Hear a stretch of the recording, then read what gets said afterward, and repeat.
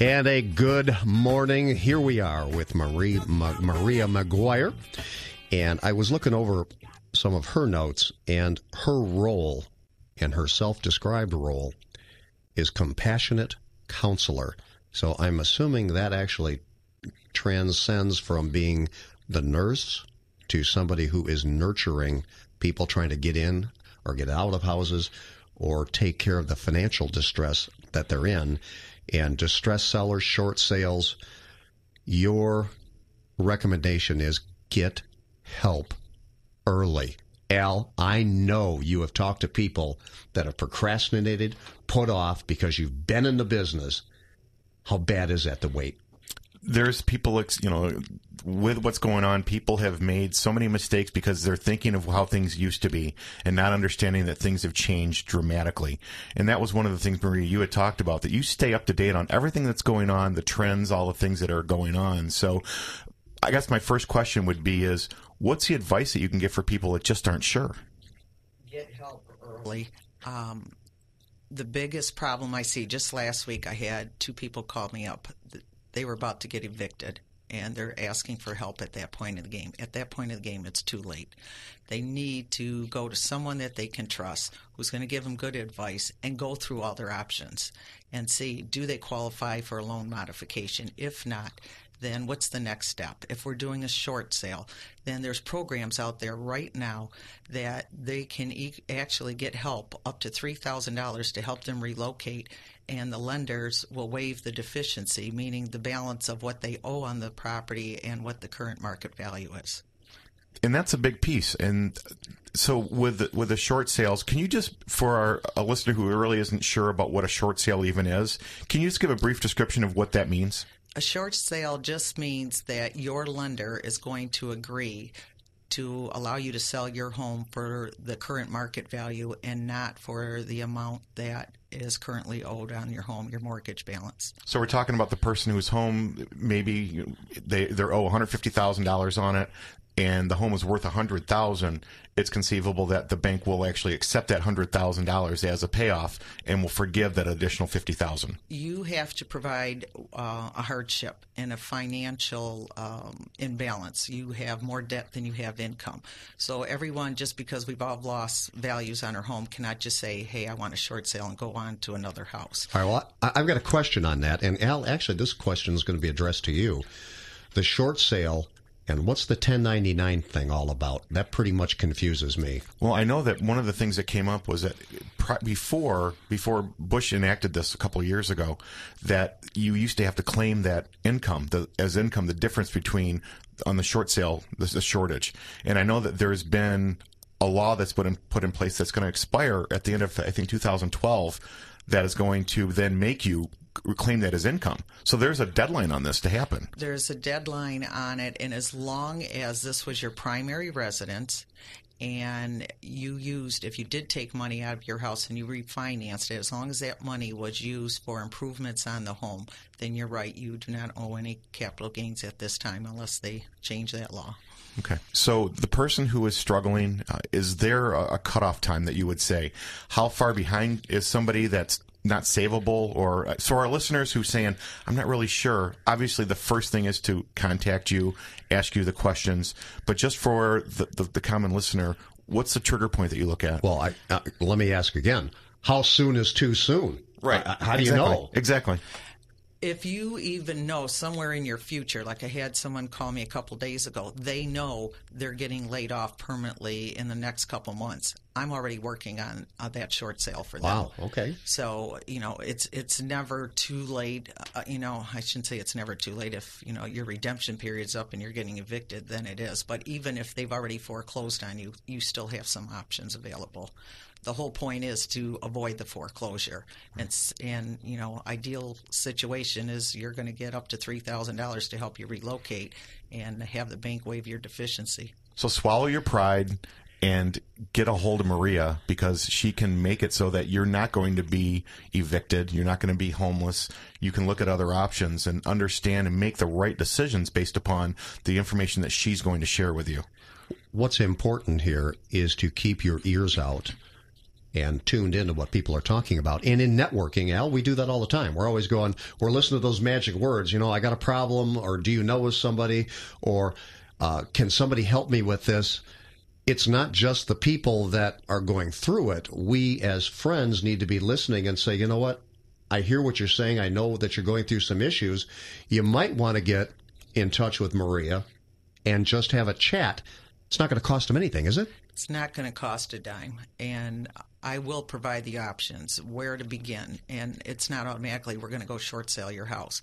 If you had a short-term situation where you lost your income but now you're back on track, we can get the bank to work, help you with that, that the bank will get you back on your feet, allow some variance in your payments and whatnot, as long as you can show that you're back to work and you have an income. All right, so if somebody needs to talk to you about the short sale and some of these issues, what's the best number again? It is, my cell phone is 586-996-4059.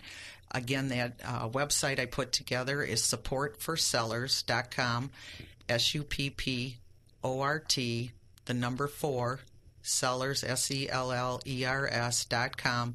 And also you can go on to my website, mariamaguire.com. That's MariamCguire.com, and look under the Seller Resources tab. I've just put together a slideshow to help you go through the whole process of a short sale. And so our listeners will actually be speaking to you. It's not something where it's not going to go off to a different staff person. No. They're going to speak to you personally. No, it will be me. All right, I want to talk about the other side. And let's not forget that there's another side of this. There's a great side to this. What about investors? What about first-time home buyers and people that are trading up? Is that happening? Absolutely. It couldn't be a better time to get in the market. You have prices at an all-time low. You have interest rates that are so affordable. And even my sellers, they'll call me up. Are they disappointed with their current market value? Absolutely. But when they're trading up, they are affording homes that they normally couldn't afford when that market was good. And that's one of the biggest things that I've seen from my friends that have done this. It's been a situation where a home that would have been so far out of their price range before, and maybe they had that starter home, that it has dropped in value, but now they're able to get the house of their dreams for a price that's maybe half in some situations on what it would have been before. And usually those homes that are higher in price have seen a bigger discount in the current market value right now. Okay, so what the age group? What kind of age group are you seeing coming into your office? I've had anywhere from your first-time home buyers, 20 teens already, looking at this is a good thing for me to get in the market, till seniors who are downsizing. Even if you're a senior, right now, a lot of our seniors have their homes are upside down where they owe more on them than the home is worth. And we'll work with the bank also, if they have to be relocated to assisted living, that absolutely qualifies for a hardship. So we can short sale that home for them also. Now, in the New Baltimore area, obviously you have probably a lot of waterfront, lakefront property that's available as well, and probably some amazing deals on those types of homes right now. Yes, and on my website, if you go under the buyer's resources, I actually have a link there that you can connect to the multiple listing service, and you can go on and it shows all the homes that are available by all the realtors, not just RE/MAX. That's awesome. And that fits into, because again, I think what our listeners can really gather as well is that you are really about them. You are a giver. And I think that what they can really understand is that you are going to do what's best for them, not what's best for you. You get by giving. Okay, Absolutely. well, all right, so get by giving. And what is the importance of networking, Ben, for building your business? Networking is all about connections, whether it's personal, business.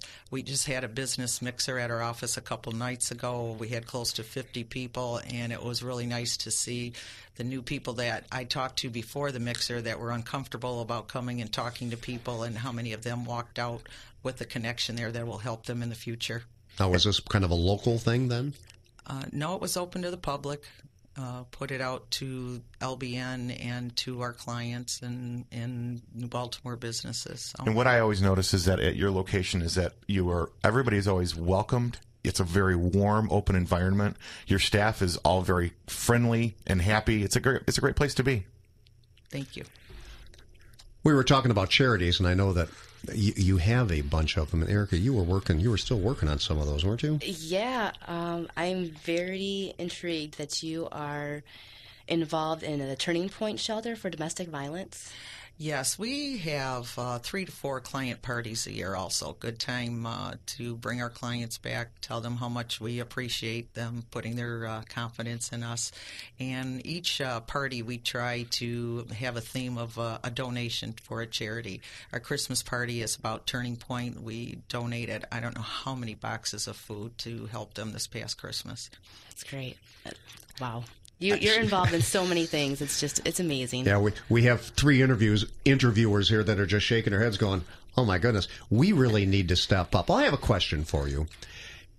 If somebody just wants to come into the office just to meet you and to find out what you're about and to learn more about you, is that a possibility? Oh, I would love that.